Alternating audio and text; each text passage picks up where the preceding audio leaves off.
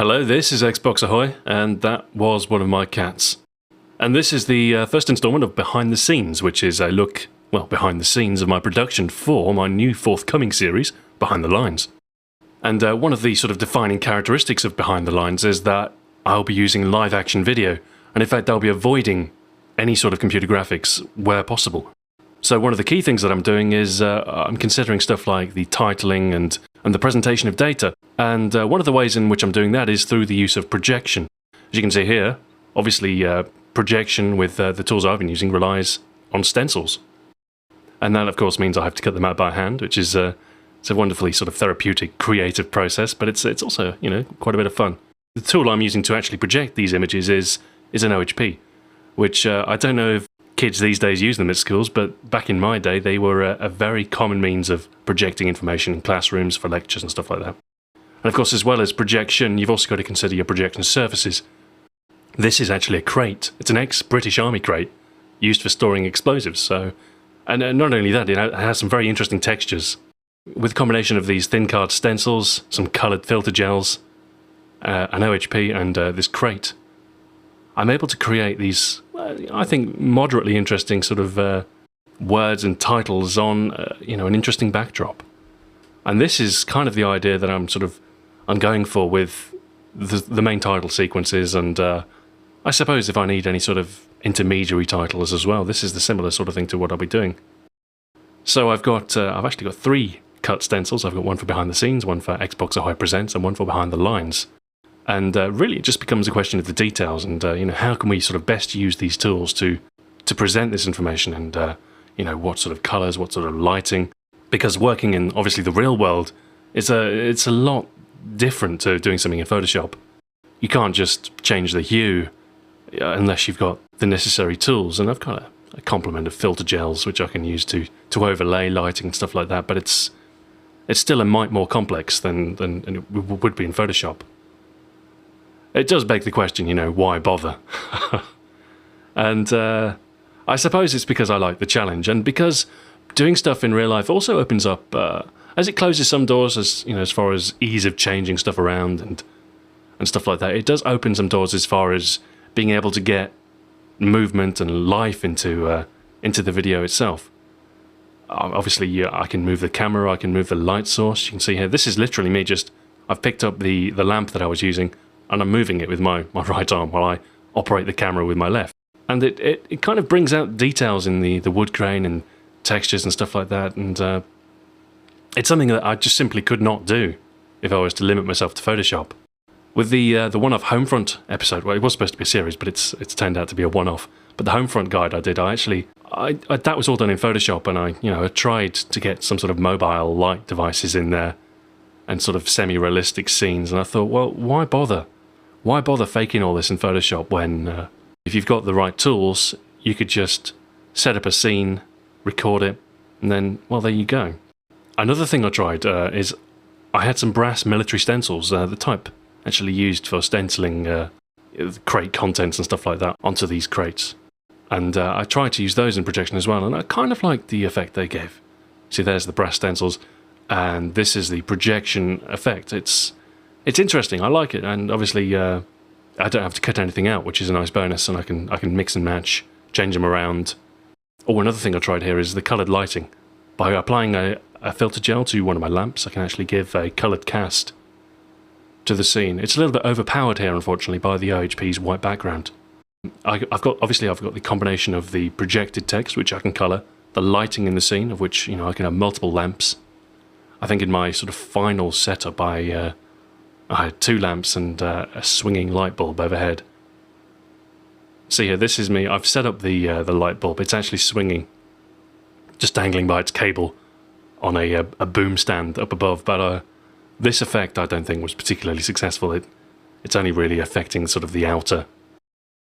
But as far as a subtle sort of movement to the light, just having a light bulb suspended and swinging slightly, that's definitely something I do plan on incorporating. And it's a very, very subtle effect when it's done right.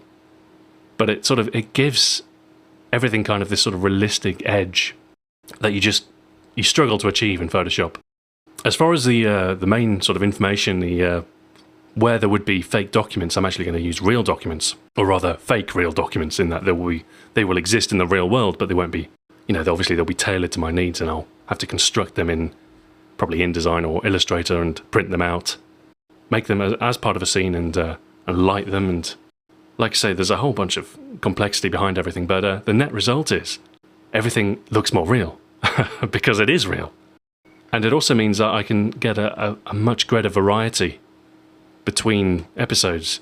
One thing I did with the Black Ops series is I had the same documents pretty much every week, which is, fine and dandy, but when you've got 42 episodes, it starts to get a little bit old. And you try and vary it a little bit, but simply being able to sort of move a piece of paper or change around some props and actually have an entirely new set, essentially, is that's an appealing trait, and it will help me keep the series more varied, which is something I do want to do. So here I had a blue wash, I had 2 green filters and an orange filter. I was kind of arriving at the conclusion that I didn't really like the presentation of the brass stencils. I actually preferred the pre-cut thin card stencils. But yeah, I gave up on the brass stencils. I may use them for some stuff, for any titles that I don't, for instance, won't want to cut out. There's a brief view of my studio, you can see, with the fisheye lens. There's the brass stencils, the coloured gels, and the OHP. It's quite a compact setup.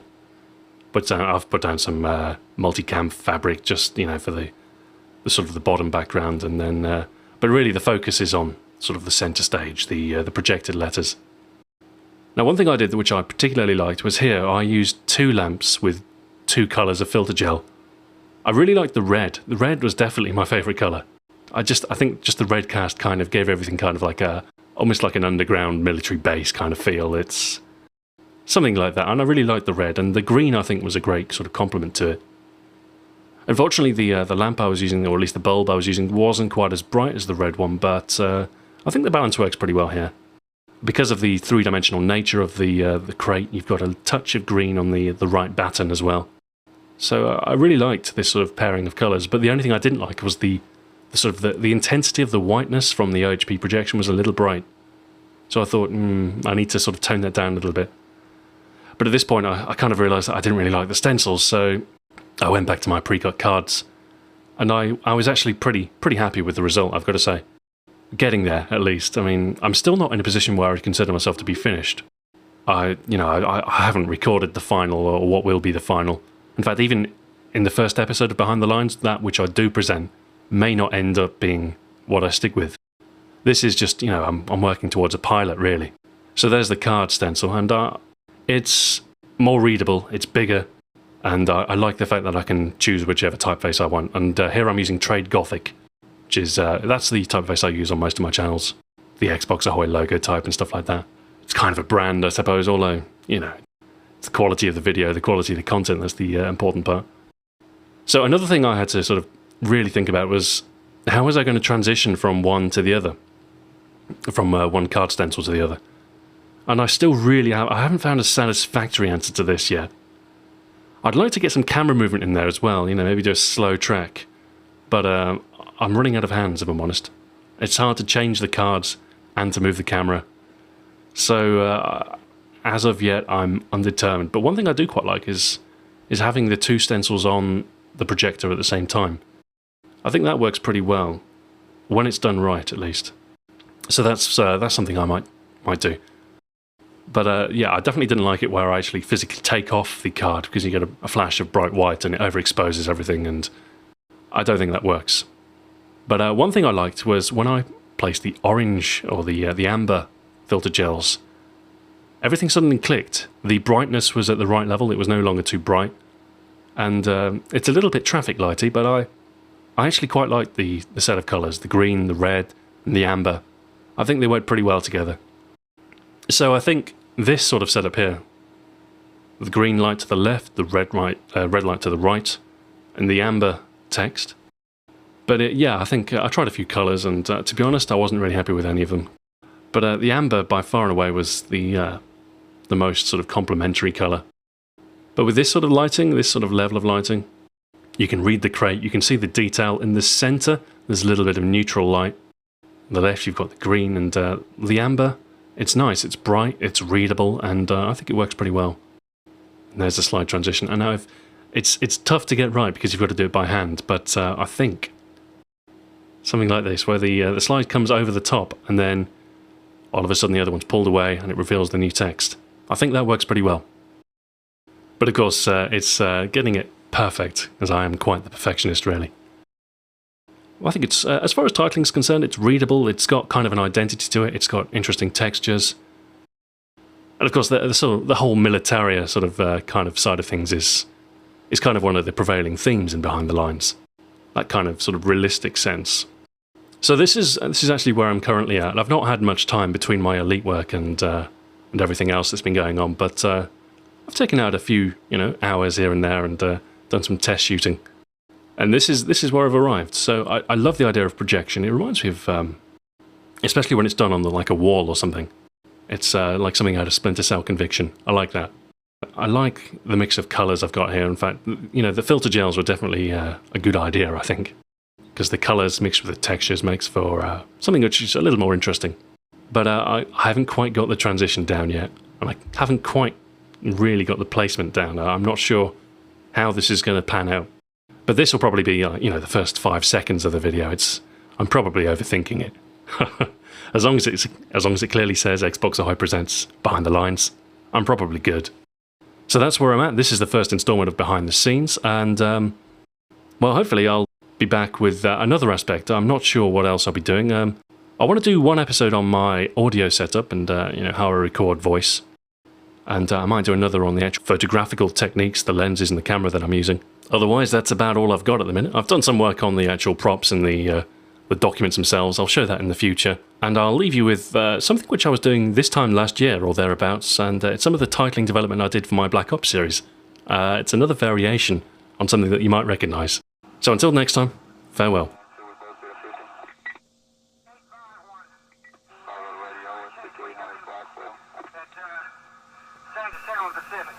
Out there? Yes, clear.